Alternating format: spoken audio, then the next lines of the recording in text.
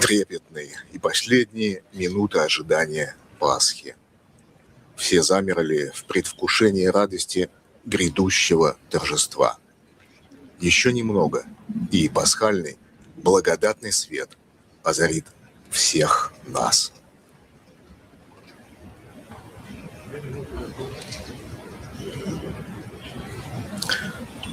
По сложившейся в России к концу XIX века практике, пасхальную утреннюю принято начинать в полночь по местному времени, пением в алтаре духовенством стихиры «Воскресение Твое, Христе спаси», «Ангели поют на небесех, и нас на земли сподоби, чистым сердцем Тебе славите».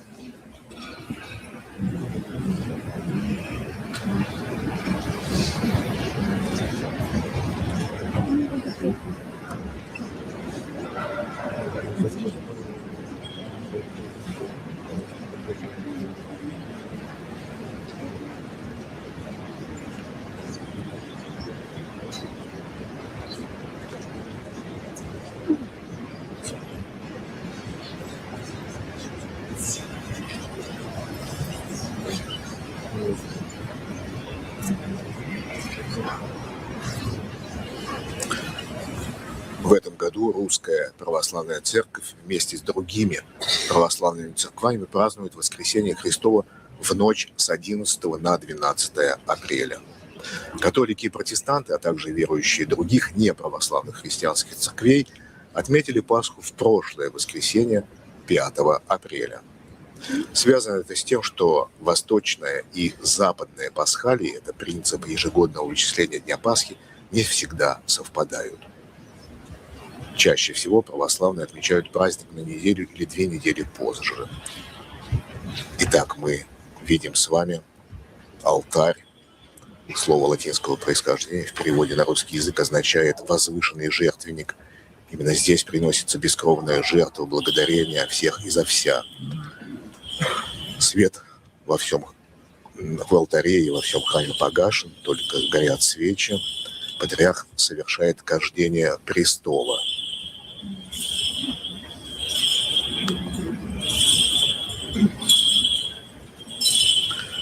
В руках у него светильник из 3 свечей. Символ Святой Троицы, Отца, Сына и Святого Духа.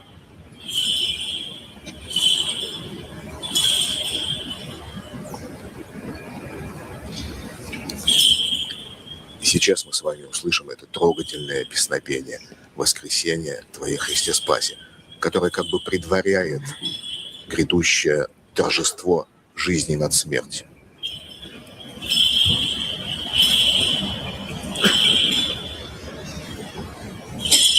В этом песнопении верующие просят о том, чтобы Господь сподобил их чистым сердцем Его прославлять.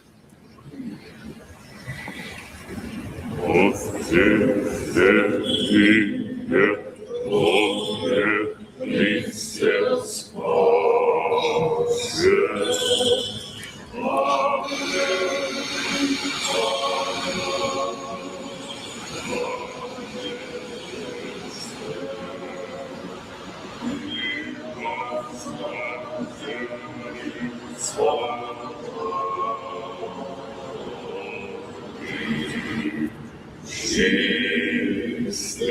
сердцем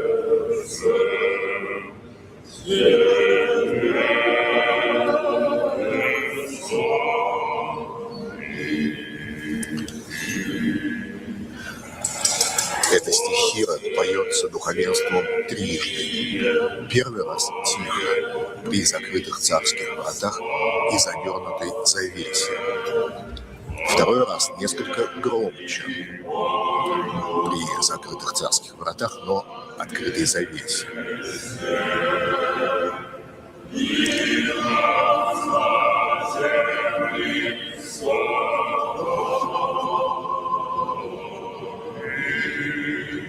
She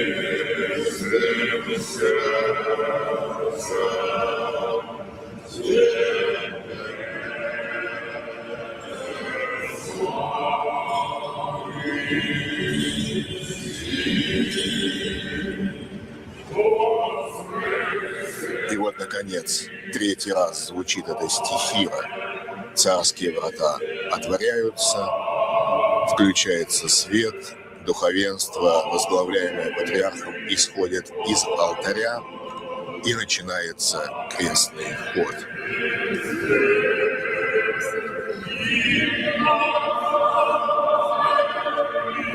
Вторую половину этой стихиры велегласно, то есть очень громко допевает хор.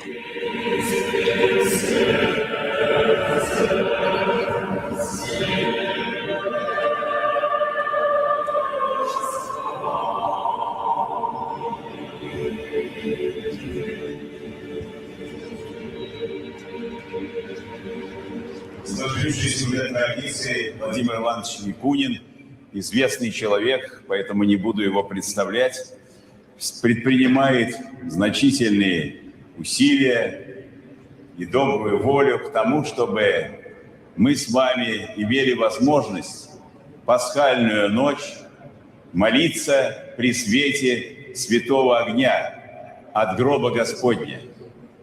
И вот сейчас как раз лампада с этим огнем и находится в руках Владимира Ивановича. Благодарю вас сердечно, и помогай вам Бог и далее трудиться во славу Божию, а нам всем иметь такую радость, зажигать свои свечи от святого огня, от гроба Господня в Иерусалиме. Спасибо, Господи. Слава Богу, и в этом году миссия фонда Андрея Первозванного увенчалась успехом. С 2003 года фонд святого всехвального апостола Андрея Первозванного доставляет из Святого Града Иерусалима благодатный огонь в Россию, в Москву и в другие города.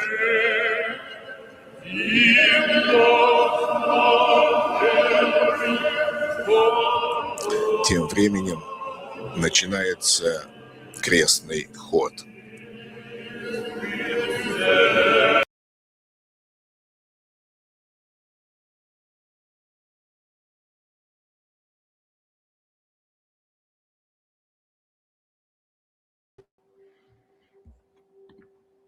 Welcome everyone to a special episode talking about Pascha. First and foremost, Christos Anesi, Christos Voskresi, Christ is risen to all Orthodox Christians around the world. It is, of course, the Feast of Feasts, as the Orthodox Christians say.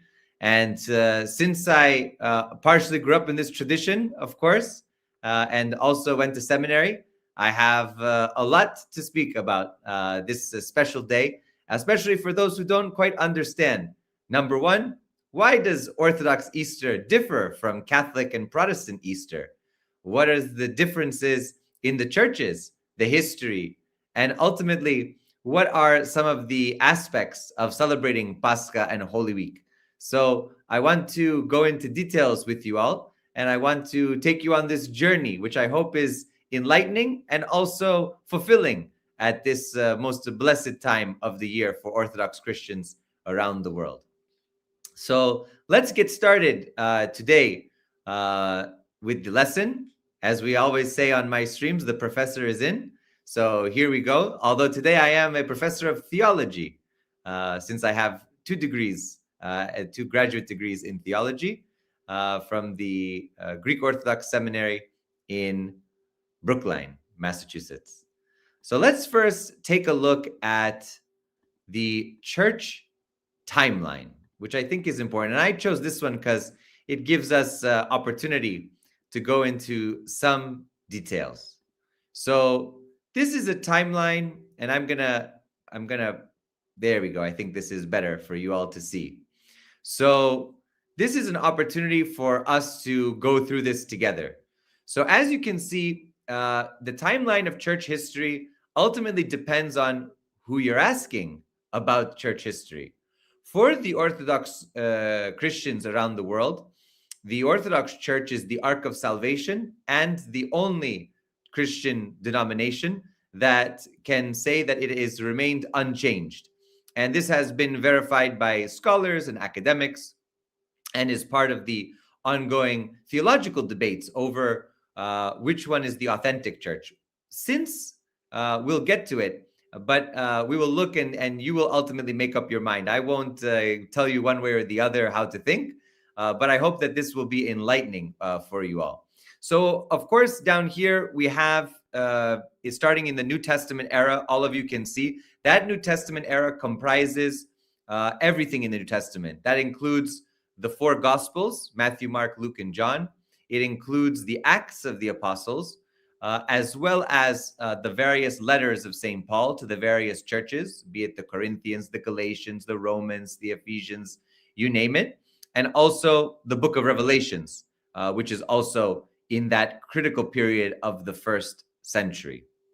So you see here 33. 33 is traditionally both the date or the year given to the events of the crucifixion, the resurrection of Christ, and later on of Pentecost, right? Which is where the apostolic work really begins for those disciples, the apostles that were left after Christ resurrected and after the Holy Spirit descended upon them. So you see here that pivotal period, 33 to 64. 64 is when Peter and Paul are said to be martyred. So that happens. Both of them are martyred in Rome, according to the tradition. In 150, Justin Martyr describes the early first liturgy and how it was practiced in the cave churches, in the various sort of underground churches that existed because of Roman oppression. And then you get to 325. So by the time of the 4th century, you have the First Ecumenical Council of Nicaea. Just before that, you have the victory of Constantine at over the enemies, especially the various Roman generals who were vying for power. You have the Milvian Bridge. You have that whole scenario in This Sign Conquer. And so you have the beginning of the transformation of the Roman Empire and what we call the Constantinian shift. So the Roman Empire moves from polytheism to Christian monotheism.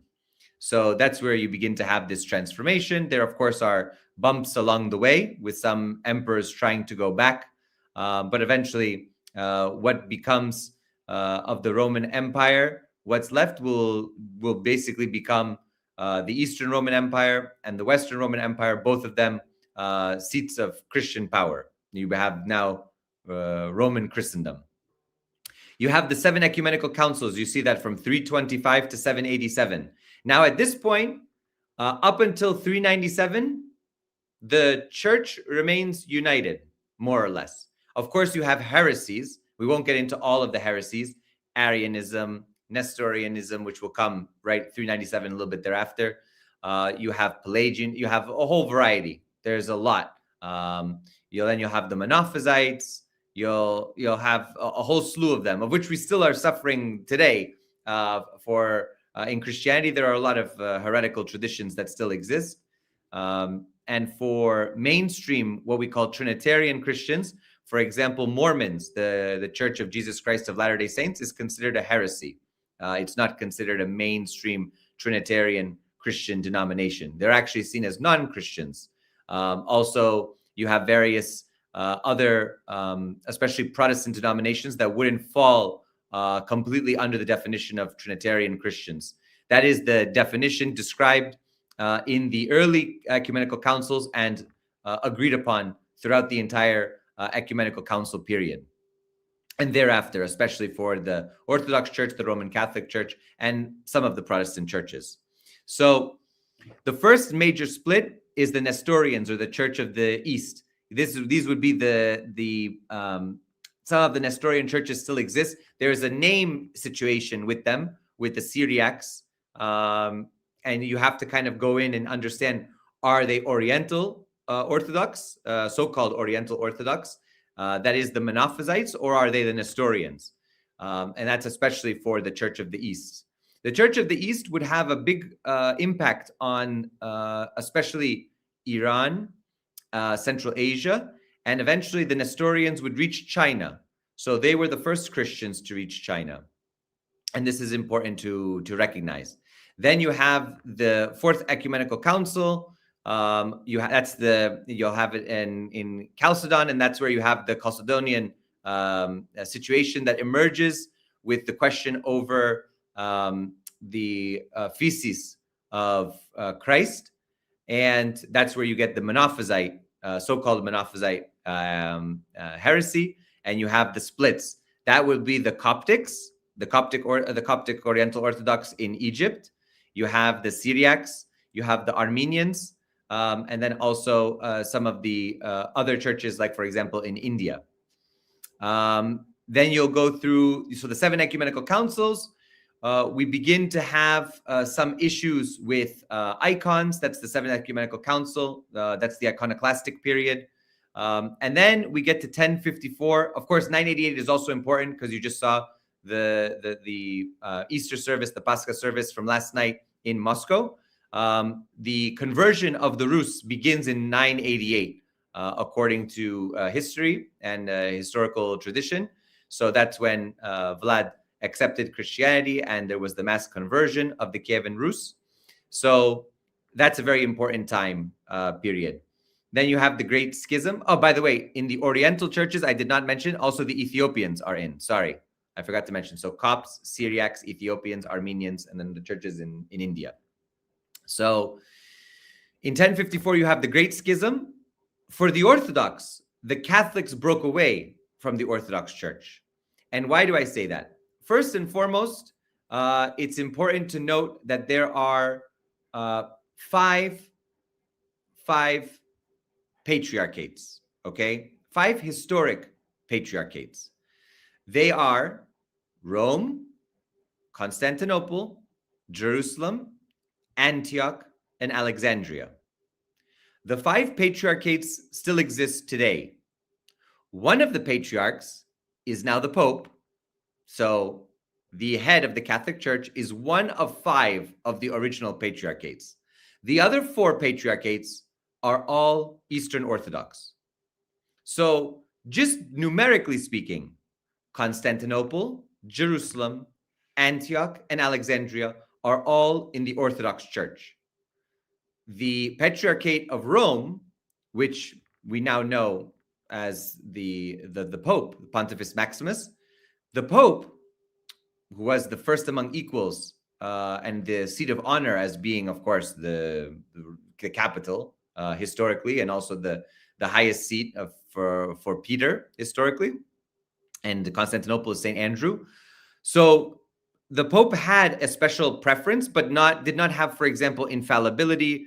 And the early church functioned as more or less a democratic, more or less institution. So it was a synodal structure. That is, that no one person could exert power over the other patriarchates, and everything had to be agreed upon in synods. So everything had to be agreed upon with all of the bishops gathered, especially for dogmatic questions. Eventually, the patriarch in Rome, or the Pope, excommunicated the Patriarch of Constantinople and therefore the other patriarchates, and basically said that, this was Cardinal Humbert going into Hagia Sophia and placing the bull of excommunication on the altar. So it was the Catholics, or it was the Western Church. They're not Catholics yet. The entire church was Catholic, but in the sense of Catholic small c, not Roman Catholic, but Catholic in the sense of universal, Catholicos, for the universal church. So the excommunication came from Cardinal Humbert. It is, according to historical record, the Pope was not aware necessarily of the full extent of what had happened, and there were various issues that arose because of this excommunication. And ultimately, what ended up happening was a schism. There were attempts to heal that schism, but they were unsuccessful. And they tried to all the way into the 1400s to try to heal the schism. It was not possible. And the reason was, especially, so from 1054 to 1204, there were various attempts, and the split was more or less more formal, but it had not really reached a real harsh divide. The harsh divide came during the period of the Crusades, which start, as you can see, in 1095. You remember Pope Urban. And then in 1204, the Fourth Crusade sacks Constantinople. So the papal armies go, especially the Venetians, they go and they sack Constantinople. And then there's a big fight between Venice and Genoa over power in Constantinople. But in any case, you have the sack of Constantinople, and this cements the schism. Why? Because the Western Christians attacked Eastern Christians. The Crusades were meant to take back the Holy Land from Muslims, but they then turned their guns and their boats and their swords towards Constantinople, which were supposed to be their Christian brethren. So it's important to note that Western Christian, some of this talk today about Christian unity is very interesting because even up until 2000s, especially Orthodox Christians in Greece, formally requested an apology from Pope John Paul II before he made his first and only, I believe, papal visit to Greece for an official apology for the Fourth Crusade. That's how much of a deep impact it left. After 800 years, there were still Christians in the East, Orthodox Christians, asking for forgiveness and recognition of the evil of the Fourth Crusade. So just so you understand how deep these roots go. You have the Fourth Crusade, and we won't get into all the details about Saint Gregory Palamas and hesychasm, which is a practice, especially in monastic communities. But eventually, of course, you can see up there, 1517, Martin Luther's 95 Thesis, and the Reformation begins. So that's where you start to have Lutheranism, Reformed, Calvinism. Then you have the Anglicans that break off in 1532 with Henry VIII, and so on and so forth. For Protestant traditions, there are, thousands. We can't even get into them all. Baptist, Anabaptist, Amish, Mennonite, you name it, Anglican, Methodist, there are so many. Congregationalist with the Puritans. But the essence here is that the Orthodox Church did not reform itself and never had another council, more or less. They had the 7 ecumenical councils up until 787, and there has not been another ecumenical council to date. So from 787 until so far 2026, there has been no ecumenical council to change the doctrines of the church. The church doctrines are cemented. The church liturgy now is more or less cemented. There were changes various times in the Middle Ages, some additions of different hymns and things like that, but more or less it remains unchanged. So that's why the Orthodox Church can claim to be the only church that has not had any major transformations. Whereas the Catholic Church, for example, they had the dogma of papal infallibility, also the Immaculate Conception, and many other aspects. They also had Vatican I and Vatican II, which were very major changes, but the Orthodox Church does not have any of that. And some people take issue with that. Others see it as an enormous strength of Orthodox Christianity. So I hope that this timeline presentation has been somewhat helpful for you all. And I hope that you can think about this. And actually, especially for those of you who have lots of different Christian denominations, it's always fun to kind of put them on the map historically and to kind of find out where did they come from, or what was their heritage. Are they apostolic or not apostolic?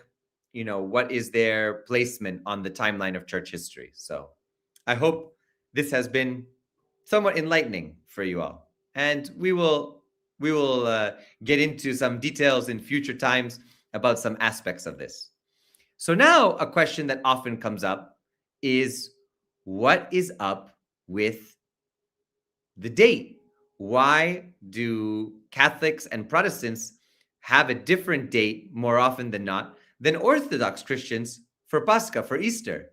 And of course, the joke growing up as Orthodox Christian was, okay, we get all the discount stuff now. So all the candy, all the Easter bunnies, everything is on sale. So the Orthodox know how to do business. And that was the joke growing up. More or less, we are oftentimes after Western Christian Easter. And let's get into some of the reasons for that. And I have two articles that I will go into. The first one, let me open this up here. The first one is by my dear former professor, Dr. Louis J. Patsavos. He's one of the greatest canon law scholars in the Orthodox Church in the 20th century, and he's still alive. He's retired now, but he's emeritus professor of canon law. And I was his assistant in class. I was his teaching assistant, and also was awarded the canon law award for my work in canon law in his classes. I did my research on canon law and war, specifically about various practices in the church according to canon law, about those who participate in armed conflict and whether they can participate in the sacraments and what that means for their salvation if you kill people, because killing is not, is a sin. So how can you kill in war, and what justifies that killing, and so on. So it's a very interesting aspect of canon law. So let's get into it here. So as you can see here, why do the dates of Easter differ between East and West? The fascinating history behind the celebration of Christ's resurrection. So Professor Patsavos writes here, one of the most frequent questions asked by and to Orthodox Christians is, why does the Orthodox Church celebrate Easter on a different day than other Christians? This difference has a long history related to Christianity itself, the complex nature of calendars, and the use of astronomical data. Almost from the very beginning of the existence of the Christian Church, the issue regarding the date of our Lord's death and resurrection presented variations. Although the New Testament relates these events to the Jewish Passover, the details of this relationship are not clear. On the one hand, the tradition of the Gospels of Matthew, Mark, and Luke identifies the Lord's Last Supper with his disciples as a Passover meal. This would place the death of our Lord on the day after Passover. On the other hand, the tradition of the Gospel of John situates the death of our Lord at the very hour the Paschal lambs were sacrificed on the day of Passover itself. This variation in the interpretation of the scriptures led to two different practices. The one observed Pascha on the day of Passover, regardless of the day of the week. That is a fixed date. The other observed it on the Sunday following Passover. By the 4th century, the latter practice prevailed throughout the church universally.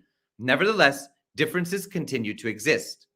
In response to this ongoing problem, the First Ecumenical Council, convened at Nicaea in 325 AD, took up the issue. It determined that Pascha should be celebrated on the Sunday that follows the first full moon after the vernal equinox, the actual beginning of spring. If the full moon happens to fall on a Sunday, Pascha is observed the following Sunday. The day taken to be the invariable date of the vernal equinox is March 21. Hence, the determination of the date of Pascha is governed by a process dependent on the vernal equinox and the phase of the moon. Another factor that figures prominently in determining the date of Pascha is the date of the Jewish Passover. Originally, Passover was celebrated on the first full moon after the vernal equinox. Christians, therefore, celebrated Pascha according to the same calculation, that is, on the first Sunday after the first full moon following the vernal equinox. The correlation between the date of Pascha and the date of Passover is clear. Our Lord's death and resurrection coincided with Passover, thereby assuring a secure point of reference in time. This assurance lasted, however, only for a short time. Events in Jewish history contributing to the dispersion of the Jews had, as a consequence, a departure from the way Passover was reckoned at the time of our Lord's death and resurrection. This caused the Passover to precede the vernal equinox in some years. It was, in fact, this anomaly that led to the condemnation reflected in Canon 1 of Antioch, circa 330 AD, and Canon 7 of the Holy Apostles, late 4th century, of those who celebrate Pascha with the Jews. The purpose of this condemnation was to prevent Christians from taking into account the calculation of Passover in determining the date of Pascha. Most Christians eventually ceased to regulate the observance of Pascha by the Jewish Passover.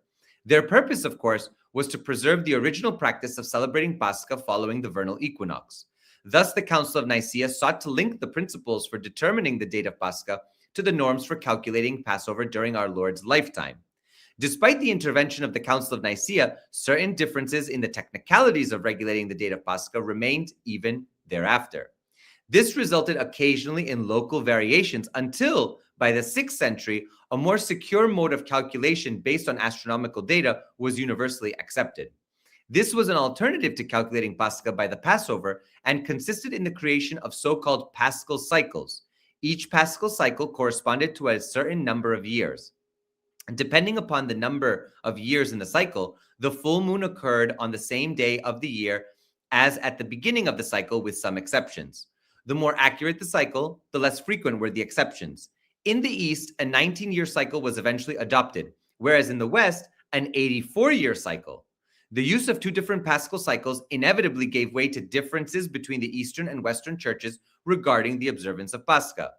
A further cause for these differences was the adoption by the Western Church of the Gregorian calendar in 582 to replace the Julian calendar. This took place in order to adjust the discrepancy then observed between the Paschal cycle approach to calculating Pascha and the available astronomical data. The Orthodox Church continues to base its calculations for the first date of Pascha on the Julian calendar, which was in use at the time of the First Ecumenical Council. As such, it does not take into account the 13-day difference between the Julian and Gregorian calendars. Practically speaking, this means that Pascha may not be celebrated before April 3rd, which was March 21st, the date of the vernal equinox, at the time of the First Ecumenical Council. In other words, a difference of 13 days now exists between the accepted date for the vernal equinox then and now. Consequently, it is the combination of these variables that accounts for the different dates of Pascha observed by the Orthodox Church and other Christian churches. If anything, this review of the complexities surrounding the issue of the date of Pascha underscores the compelling need to revisit it with patience and openness. This topic has long been a concern of ecumenical dialogue. This was the spirit that predominated at a consultation on the matter held in Aleppo, Syria in 1997. One of its conclusions was that the underlying reason for the differences in the date of Pascha was the differences in the calendars and lunar tables or Paschal cycles employed rather than any theological disagreement between Eastern and Western Christians. In view of the fact that today both the Julian and Gregorian modes of calculation diverge from the astronomical data, it behooves all Christians to return to the norms determined by the Council of Nicaea, taking advantage of the most up-to-date astronomical data for the vernal equinox and phase of the moon. So, very, very interesting, I think, when thinking about the Paschal cycles and also for the calculation of Pascha. Now, an interesting phenomena is appearing, and this I would like to speak to you about very briefly. And this is an issue that is occurring about Pascha now. So, during the 21st century, the Orthodox and Western churches will share a common celebration of Pascha only 31 times. That's 31 times in 100 years. In subsequent centuries, the shared celebration of Pascha will occur much less frequently as errors in the Julian calendar become more pronounced. This will result in Orthodox Pascha occurring even later in the year and more severely out of relationship with the vernal equinox and vernal full moon. Over time, the celebration of Orthodox Pascha will drift later into spring, into summer, and beyond. Unless action is taken, the year 2698 AD will be the final time that Orthodox Pascha and Western Easter occur on the same day. There may eventually be generations of Christians who are sadly led to believe that Orthodox and Western Christians have never celebrated Pascha and Easter together. That is wild to think about. That if we keep going with the calendar as it is, that there might be such a great discrepancy where Pascha would move beyond springtime into summer. I mean, it's wild to think about. So these are some of the questions that are raised, some of the not only theological, but practical questions that are raised about calculation of Pascha and the methods for that. So I hope that was interesting, and I hope that they gave you a little bit of context into understanding a little bit of what's going on. So let's describe a little bit about what is Easter to begin with, because I'm sure a lot of people are curious as to well, what is Pascha if you're not Christian or you're not familiar? Let's go and take a look.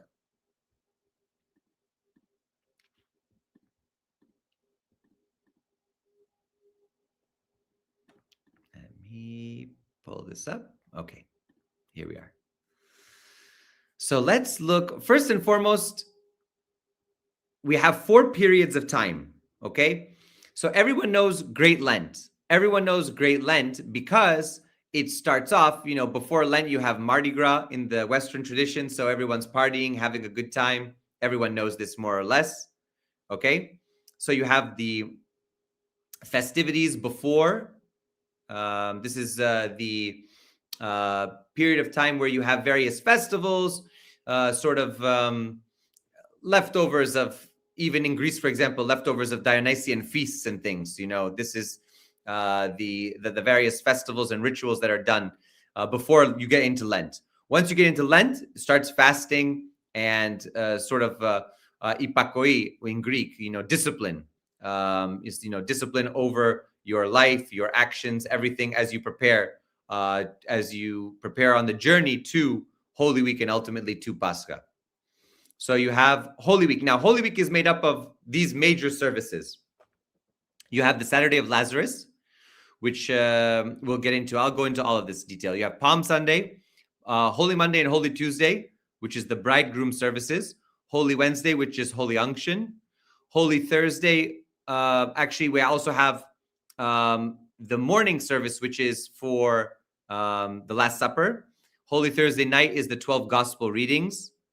You have Great and Holy Friday, which is the unnailing of Christ from the cross. That is called the Apokathilosis in Greek. And then the Lamentations, the Egomia. Then you have Holy Saturday morning, which is Proti Anastasis, or the first resurrection. And then you have Holy Saturday evening, which you just saw images of, which is the resurrection service and the divine liturgy. And then you have the Easter Sunday Agape service. So what does all of this mean? So let's go down. We won't go into tremendous detail, but Holy Week begins with the Saturday of Lazarus. And what is the Saturday of Lazarus? It's the day where we commemorate when Christ performed the last of his 7 signs at Bethany, revealing his true natures, God and man. He raised Lazarus from the dead. This is one of the most important miracles that Christ did, which is raising Lazarus from the dead. I mean, literally bringing back somebody. And this is also a foreshadowing of what is to come, right? Because by raising Lazarus from the dead, he is also preparing the believers to understand that this power, Christ himself will conquer death, right? And that's the whole importance of Pascha, and we'll get to that. Okay, so we have Saturday of Lazarus, very, very important, and we also have during the divine liturgy, you have this important phrase: as many as have been baptized into Christ have put on Christ. This is what is said. Is a baptismal verse, and it plays very prominently at this time. The next day is Palm Sunday. Palm Sunday commemorates the entrance of Christ into Jerusalem following his miracle of raising Lazarus. So after this miracle, Christ is hailed by the masses as the Messiah, the King of Israel, the fulfillment of the prophecies of the Old Testament. And he entered Jerusalem riding on the colt of a donkey. So as you remember, Hosanna, blessed is he who comes in the name of the Lord. They're greeting him with this. They have the palms as well. So they're acknowledging this, right? Then we have the bridegroom services. Beginning on Palm Sunday evening and continuing through the evening of Holy Tuesday, the Orthodox Church observes the services known as bridegroom services. The name of these services comes from the figure of the bridegroom in the parable of the 10 virgins, which is found in Matthew chapter 25, verses 1 to 13. So this is a very famous line, behold, the bridegroom comes in the middle of the night, and blessed is the servant he shall find vigilant. But unworthy is he whom he shall find neglectful, right? So this is the key thing. In the Greek tradition, we have the hymn of Kassiani on Holy Tuesday night, which is very beautiful. It's written in the 9th century by Saint Cassiani, the hymnographer and poet. It's also known as the hymn of a sinful woman. And actually, it's very, very beautiful. Tradition has it that the hymn of Cassiani is very important, especially for women who were sinful regarding their sexual exploits, especially for women who are prostitutes. So historically in Greece, this is the night where prostitutes would come to the church and ask for forgiveness. And there are many stories about this throughout Greece, especially in the 20th century, about women who go to the church. So, yes, of course, Pitarchia is discipline, but ipakoi is a historic term, archaic term, for those who know ancient Greek as well. It's used in a similar sense. So let's continue on here. On Wednesday, we have Holy Unction. Holy Unction is one of the sacraments of the church as well. It's very important. It's offered for the healing of soul and body. As with the chrismation, the oil is used as the sign of God's presence, strength, and forgiveness. And it's also, people are blessed with the oil, and then the oil is given on cotton swabs and things, and people can bless others who are not able to make it to church, or can save it during the year in case they are ill, or for those who are suffering or dying as well from illness. They can have some of the chrism. Holy Thursday. So Holy Thursday begins in the morning with the celebration of the Vesperal Liturgy of St. Basil in remembrance of the Last Supper. And in the evening, we have the Matins of Friday morning, and also Christ's Passion is recalled with the reading of the 12 Gospels. So 4 events are commemorated on Holy Thursday: the washing of the disciples' feet, the institution of the sacrament of the Holy Eucharist at the Last Supper, the agony in the Garden of Gethsemane, and Judas's betrayal of Christ. And then we have as well Christ's Passion, and we have Christ on the cross, so the crucifixion. On Holy Friday, the Orthodox Church commemorates the death of Christ on the cross. This is the final stage of his passion. And then immediately we have, we have the trial, crucifixion, death, and then on the Holy Friday night, which is, Great and Holy Friday, we have the epitaphios in the Greek tradition, which is a cloth with an icon that depicts Christ being placed, being prepared for burial. And then we put him in the kuvuklion, which is this, basically symbolizes a tomb. And it's carried and processed outside of the church and processed through the streets, usually around the church on the four corners, symbolizing the 4 points of the compass and the universality of Christ. In some parts of the world, especially in Greece, if there are churches close to each other, then the epitaphios will meet. They will bring the kuvuklion with the epitaphios, and they will meet in a common place, or they will process around each other. And this is very beautiful, actually. If you haven't seen it, definitely take a look on that. So then we get to on the afternoon of Great and Holy Friday, we get to the unnailing. So in some churches, they will take the actual, the big icon, which is on a actual cross. They'll unscrew it. They'll take Christ off. They'll wrap Christ in a shroud. They'll bring him to the altar. Then they will exchange it with the epitaphio, as you can see here, which is an embroidered or painted cloth with the body of Christ. And then they'll place that in the kuvuklion, which is decorated with flowers. Then the night you have the Egomia, the Lamentations, and then you'll have this procession I was speaking about. On Holy Saturday, you have the first account of the resurrection, which you have here. And then you have the Protianastasi right here. Holy Saturday in the Orthodox Church is also referred to as the Protianastasi, or the first resurrection. So Christ descends into Hades, breaks the bonds of Hades, releases those in bondage who came before the Son of God entered into human history. That's why the icon of, let's see if we have an icon here. I don't know. I will find one for you. By the way, this is an example of the Kuvuklion, and the epitaphios is right there. Let me show you an icon just so you have an idea of this.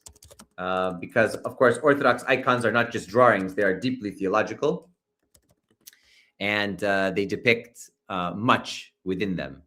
So let's take a look here. And I will... Okay, I think this is a good example here. Actually, we can look at the Chora Church icon, which is one of the most famous. Okay. So for those of you that can see here, I'm going to share this with you all. So if you can see here, so this is the classic icon of the resurrection.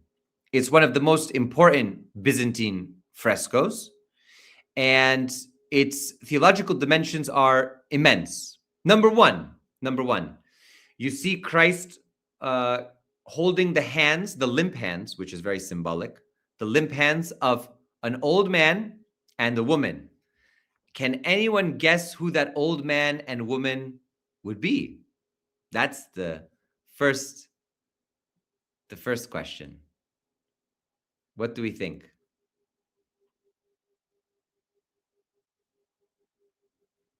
What do we think? Anybody can guess in the chat? What do we think? Who do we think that the old man and woman are? What do we think? Don't look it up. You have to use your brain. You have to guess here. I'll give you a few seconds here. Can anyone guess who they would be? Not Lazarus. It's a good guess. Not Lazarus. Not Mother Mary, because she's still alive at this point. It actually is Adam and Eve. Exactly. It's Adam and Eve. It's symbolic of all of humanity. So this is the resurrection. This is the conquering of death of all of humanity from the first to the last. So it's symbolic of the complete salvific history that now encompasses all humans, past, present, future. And so it's deeply, deeply theological. So you have Adam and Eve there. So Christ is raising Adam and Eve, right? What you see around Christ is what we call the uncreated light. So this is a symbolism of his divinity, right? It's also, this is in, by the way, for those who don't know, this is in the Chora Church, which is in Constantinople, in Istanbul. This fresco is still there. The church under Mustafa Kemal Ataturk it was converted into a mosque after the conquest by the Ottomans in 1453. Under Mustafa Kemal Ataturk, it was turned into a museum. But since then, it has also undergone the process of being turned back into a mosque. But you can see it's very, very important. And those, I've seen them. I've been there multiple times. I did my research in Istanbul in 2009 in archaeology and in Byzantine studies, as well as Seljuk studies and Ottoman studies. So it's very, very beautiful. So you see the uncreated light, that's important for hesychasm. Like we talked about Gregory Palamas, but just briefly, if you're interested, look up Gregory Palamas, hesychasm, the uncreated light, the process of theosis, all these things, they're very important. The uncreated light is what the disciples saw during the transfiguration on Mount Tabor. So when Christ went to Mount Tabor, which was another very important moment in the New Testament period, in the Gospels, when Christ revealed his divinity to the disciples, to three of the disciples, and they fell down before him, and also was revealed the Old Testament prophets, I believe it was Moses and Elijah, if I'm not mistaken. They saw the uncreated, well, they didn't see the uncreated light. They were witness to the power of Christ, but they actually concealed themselves because remember, if you remember from the Old Testament, Moses could not see God, could not see that power. So the same is true for the disciples. They couldn't really fully partake in that. So they're always depicted. For those who don't know, actually, I will show you so you can have an idea of what it looks like. Hold on. I will show you this so that you can have some idea of what does the transfiguration look like. Very, very important moment in Orthodox theology. Nope, that's not a best icon. Hold on, give me a second. I want to give you a good one so you can hopefully see in large quality here. Okay, this should work. Okay. So let me open this up here in the tab. So for those who can see, so you see here the transfiguration of our Lord. You see the uncreated light around him, right? He's transfigured, the metamorphosis, right? You see Elijah and Moses, which is important for the foretelling in the Old Testament of Christ. And you can see below the disciples that are there turning around, covering, putting up their hands to kind of cover the light, right? So that's important to note here. Very, very theologically important icon and moment. Let me go back here and go back to the icon so I can show you just one more thing here. So we have Adam and Eve. We have the uncreated light. Of course, you see this figure. Let me see. Can you see my pointer? This figure here is John the Baptist. And surrounding Christ are a lot of the Old Testament prophets and kings. So salvation history, right? We are now in the process. So they are not only they foretell of Christ, of the Logos becoming incarnate, but also they are now part of the resurrection story. Below Christ is the pivotal thing. You see this kind of man figure here. Do you see this? You see this is his garment and his leg, his foot, sort of the body, the torso, right? This is a physical representation of Hades, of the devil, if you want to say, okay? And you can see that all of these locks and chains, do you see chains, locks, different keys? So, and these doors, these are the doors of Hades. Christ breaks down the doors. He ties up death, Hades, right? And he breaks all of the locks that confine humanity to death. So that's why we say Christ has conquered death by his death, right? That's the theological purpose that we're going to get to. All right. So there you go. Let's go back to. All right. So we have, if we go back here, so Holy Saturday, we have Protianastasi. Then we have the actual Paschal celebration. Holy Week comes to an end at sunset of Great and Holy Saturday in preparation of the Church's most ancient and preeminent festival, Pascha, known as the Feast of Feasts. The service begins with the church darkened as a shortened Matin service is chanted. In imitation of the glorious light of the risen Christ emanating from the empty tomb, dispelling the darkness of Holy Week, Christ, the priest, emerges from the altar with the vigil light, joyfully singing, "Come ye and receive light from the unwaning light and glorify Christ who arose from the dead." The priest then lights the candles of the faithful, and as the entire church is slowly bathed in candlelight, we are reminded of the words in the prologue of John's Gospel. So I want to play a clip so you can kind of get the feeling, right? You can kind of get the feeling for this. So we are going to go to, let me just make sure I have this clip accurate here.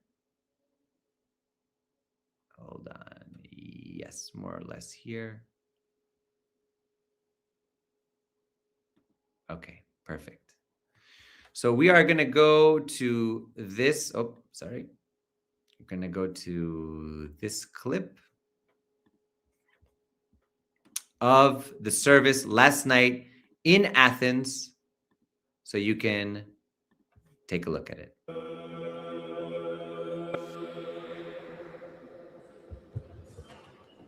Πολάτε δέσποτα, Άγιος ο Θεός, Άγιος ισχυρός, Άγιος ο θάνατος, ελέησον ημάς. Άγιος ο Θεός, Άγιος ισχυρός, Άγιος ο θάνατος, ελέησον ημάς. Άγιος ο Θεός, Άγιος ισχυρός, Άγιος ο θάνατος, ελέησον ημάς. Δόξα Πατρί και Υιό και Αγίο Πνεύματι, και νυν και αεί και εις τους αιώνας των αιώνων. Αμήν. Παναγία Τριάς, ελέησον ημάς. Κύριε ηλάστητε τες αμαρτίες ημών, Δέσποτα συγχώρησον τας ανομίας ημίν. Άγιε επίσκεψε και ίεσε τας ασθενείας ημών, ένεκεν του ονόματός σου. Κύριε ελέησον, Κύριε ελέησον, Κύριε ελέησον. Δόξα Πατρί και Υιό και Αγίο Πνεύματι, και νυν και αεί και εις τους αιώνας των αιώνων. Αμήν. Πάτερ ημών εν της ουρανής, αγιαστήτω το όνομά σου, ελθέτω η βασιλεία σου, γεννηθήτω το θέλημά σου, ως εν ουρανό και επί της γης. Των άρτων ημών των επιούσιων δώσει μην σήμερον, και άφεση μην τα οφειλήματα ημών, ως και εμείς αφίεμεν τις οφειλέτες ημών. Και μη εις ενέγγις ημάς εις πειρασμών, αλλά ρίσε ημάς από του πονηρού. Ότι σου έστειν η βασιλεία και η δύναμις και η δόξα του Πατρός και του Υιού και του Αγίου Πνεύματος, νυν και αεί και εις τους αιώνας των αιώνων. Ότε κατήλθες προς τον θάνατον, η ζωή αθάνατος, τότε τον αληθενέκρος σας, η αστραπητής Θεότητος, τότε δεκέτους δεθνεώτας, εκ των καταγωνίων ανέστησας, ως εδυνάμεις των επουρανίων, εκράβγαζον,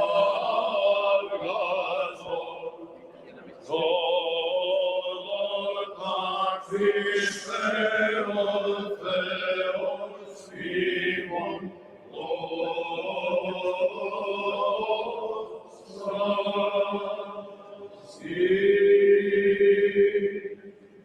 Ελέησον ημάς ο Θεός, κατά το μεγαλειό σου, δεόμεθα σου επάκουσον και ελέησον. Κύριε ελέησον, Κύριε ελέησον, Κύριε ελέησον.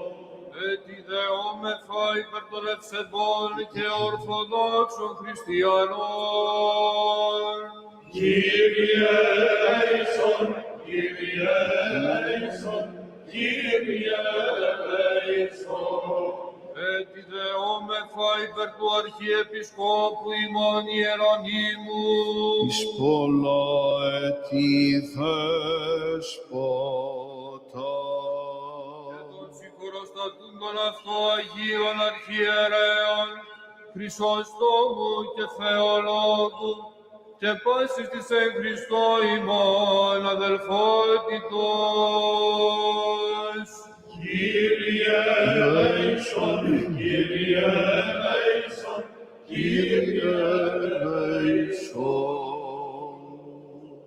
Ότι ελεήμων και φιλάνθρωπος Θεός υπάρχεις, και εσύ την δόξαν αναπέμπομεν, το Πατρί και το Υιό και το Αγίο Πνεύμα την και αεί, και εις τους αιώνας των αιώνων.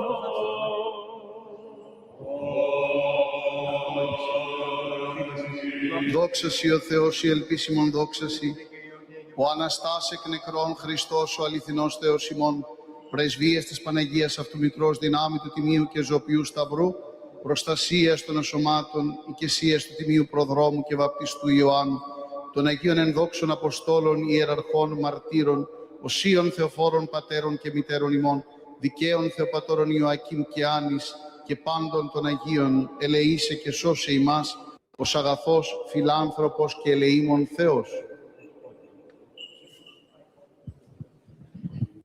If you want to get rid of this, and this, Join our Chair Tai Chi program on Monday, April 13th.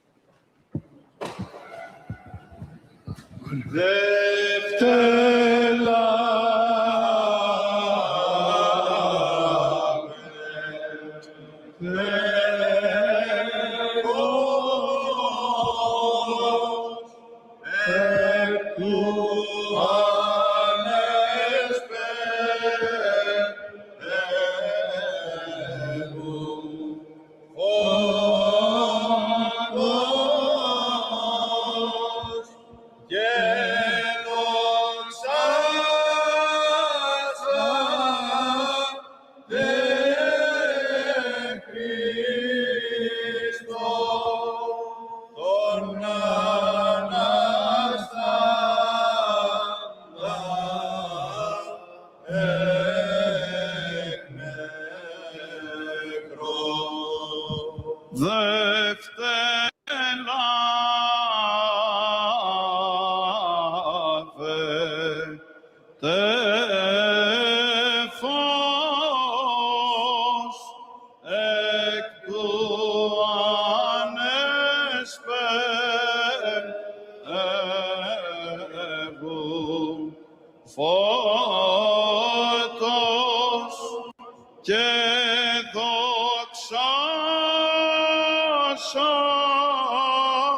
Τε Χριστόν τον Αναστάν τα εκ νεκρών.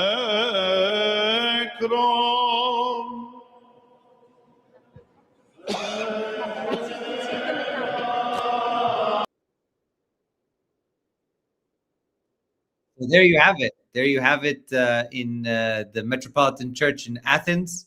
You have last night's service. But I want to show you, what are they singing? Okay, so we go back to here. Let me go back here so I can show you what they are singing so you can actually see it in text form. So they are singing right here. Come ye and receive light from the unwaning light and glorify Christ who arose from the dead. Vef de lavetefos, right? Come, receive the light, right? So that's what they're saying, and they chant it 3 times, okay? And then I want to show you what happens in Jerusalem, which is the most important, because a lot of the flames come from Jerusalem, which happens earlier in the day. And what happens in Jerusalem? Well, let's take a look, okay? So now I'm going to go over here and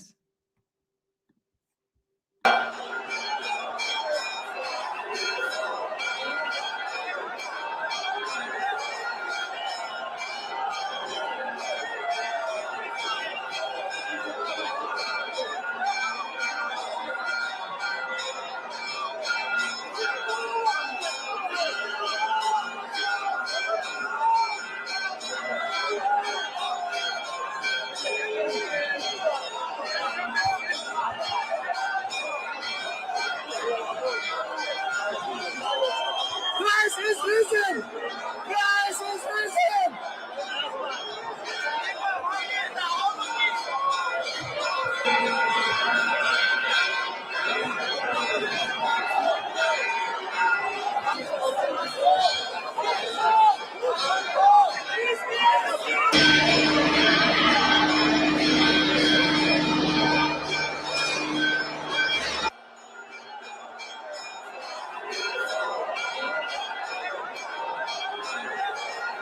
so there you have the service of the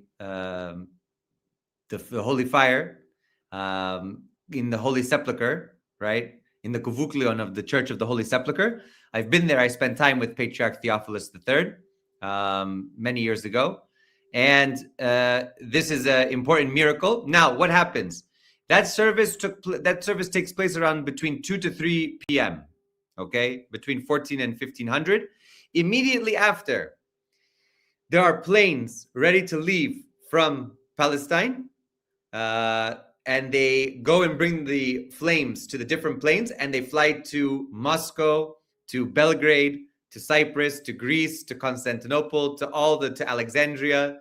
So they fly those. They basically have like canisters with the flame, and so they'll bring that holy fire to all of the patriarchates and eparchies.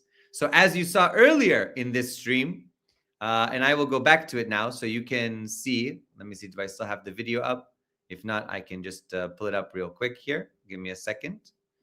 Let me pull this up for us. Opa. There's some advertisements. I hate advertisements, but sadly, we must all live through them. So I want to show you in the scene that we saw, we actually had, let me see here, if I can show you where it's at, right here. Perfect. So I will put this up here for you.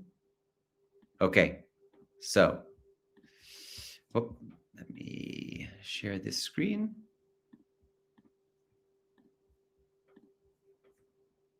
От гроба Господня.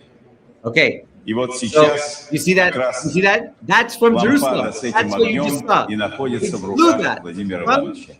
Palestine Благодарю to вас Moscow, сердечно right? и помогай вам that. Бог и далее And трудиться that's во what славу Patriarch Божию, Kirill а нам всем иметь такую радость, light the candles. зажигать свои свечи от святого огня, от гроба The fire Господня is в a Иерусалиме. heavenly miracle. Okay, it's not made by any process of human hands, according to Слава tradition. Богу, и It в comes этом году from God. It's a miracle from миссия God. фонда Андрея Первозванного The resurrection. увенчалась успехом. С 2003 Later on года in the фонд service, of course, святого we всехвального will have апостола that. Андрея Первозванного доставляет We will have that candle, of course. сегодня в There's эту President Putin and the mayor of Moscow next to him. So there they were at the service. So amazing, huh? Amazing, fantastic to see this and to know it. And then you have the most important hymn of the church, which is Christ is risen, right? Christos Anesti. And I will try to find it here for us. Hold on, let's see. Find it here. So we will watch this together. Πάντοτε νυν και αεί και εις τους αιώνας των αιώνων.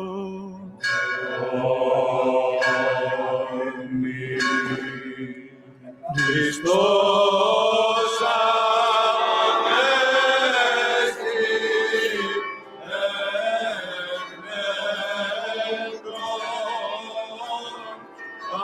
θανάτων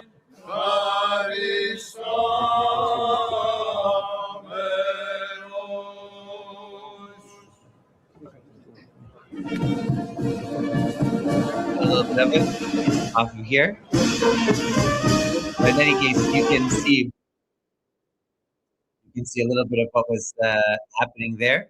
So the actual what we say, Christos Anesti ek nekron thanaton thanaton patisas ketis edis mimas izri charisamenos. So what it will translate to in English, and I'll put this up here so you can actually see, right? So Christ is risen from the dead by death, trampling death, and to those in the tombs he has granted life or bestowed life. It depends on the English translations, right? And this is the Greek. Some of you in the comments noticed that the liturgy has both ancient Greek and patristic Greek.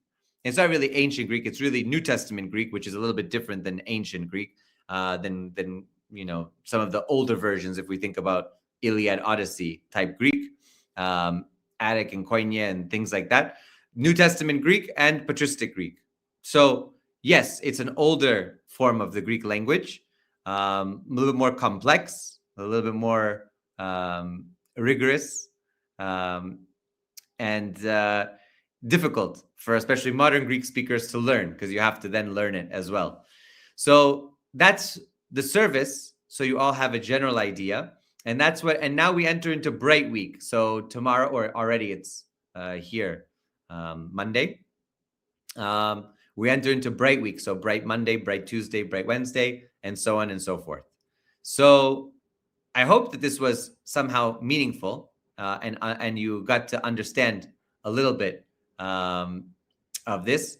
So yes, so that is correct. Buzuki student has put it in the chat. It's not just a priest, it's the patriarch of Jerusalem. So the patriarch of Jerusalem will go into the Kuvuklion.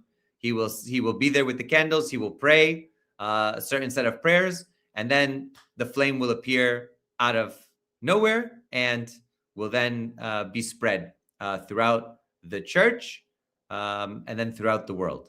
So very, very meaningful. And actually what you do, tradition is different in every country, but in Greece, for example, we take the light from the church and we take it home with us and we bless our homes, which is why if you go to many houses in Greece, like my own, you will see on all the doorways little black crosses, and that's from the flame of the church. Is also, for in the generation of our grandparents, our yaya and papuses, they would take the light from the church, the candlelight, and then they would light their lamps, especially in the iconostasis, in their icon corner, and they would have that going for the whole year.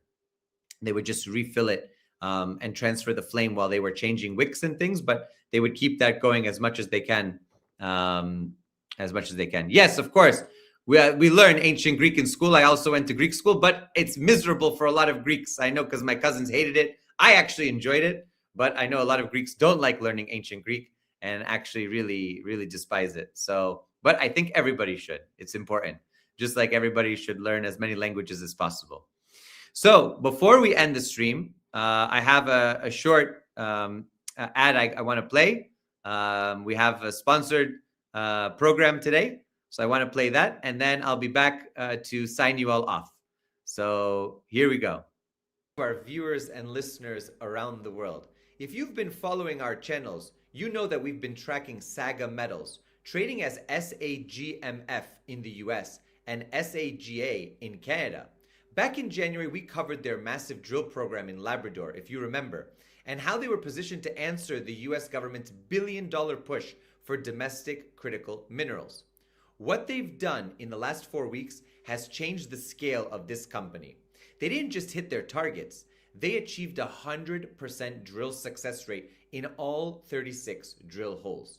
And the big news is Saga just acquired another titanium asset in the same district as the largest titanium mine in the world. It gets even more interesting. They scooped it from under Rio Tinto, a top 5 global mining giant worth over $100 billion. If a company like that was circling the same ground, it's a pretty strong signal that the story deserves your attention too. We have to look at this for what it really is, a US national security imperative. Titanium is now a designated defense metal because you simply cannot build F-35 fighter jets, advanced radar, or next-gen naval platforms without it. By funding domestic supply chains, the government is turning a major strategic vulnerability into a North American fortress. The Trump administration recently launched Project Vault, a $12 billion critical minerals stockpile plan aimed at breaking foreign dominance and reshaping the mining sector. And that's not all. An additional $30 billion was announced at the Critical Minerals Ministerial to accelerate domestic production and secure strategic supply chains. Saga Metals sits right in the path of that incoming capital. As the US and its allies move to secure the future, Saga is positioned exactly where the money, the mandates, and the momentum are flowing. This is more than a resource story, it's geopolitics. The Pentagon is actively funding domestic supply chains for the exact minerals Saga has in the ground. This isn't wishful thinking, it's a White House directive, and Saga isn't sitting still. They're systematically assembling what's shaping up to be a massive North American titanium district with the potential for one of the largest discoveries the region has ever seen. Saga Metals is a company I'm watching very closely. If you want to learn more about this critical mineral story, check out the link in the description. A special thanks to Saga Metals for making today's video possible.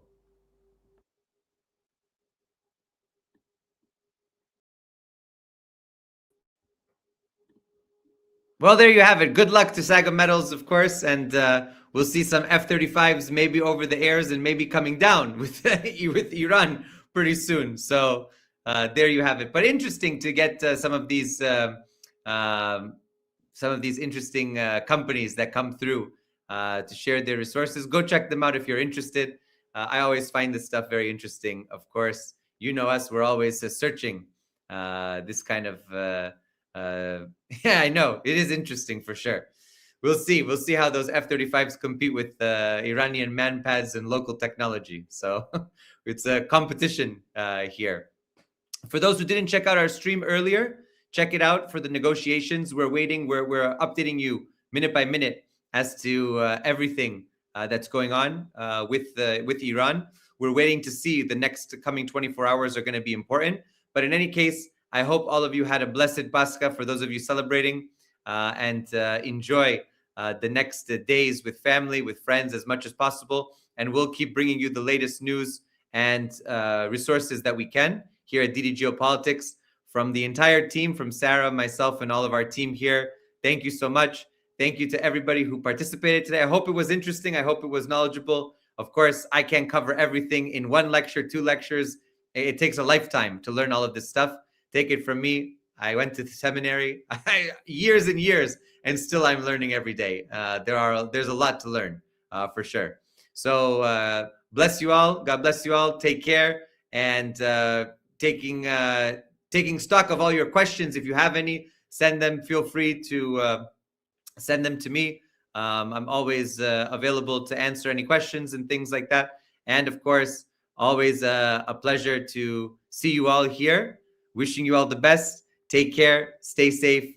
Stay healthy. Be well. And we'll see you tomorrow night. We're going to be doing a stream with Pepe Escobar from this time tomorrow night, but also it'll be earlier. It'll be an earlier stream. So I think it's going to be around 1 p.m. Eastern time in the US, but it'll be around 8 p.m. or so here on our side, Greece and Russia, all the other countries in the region. So take care, everybody. Be well, and we'll see you soon.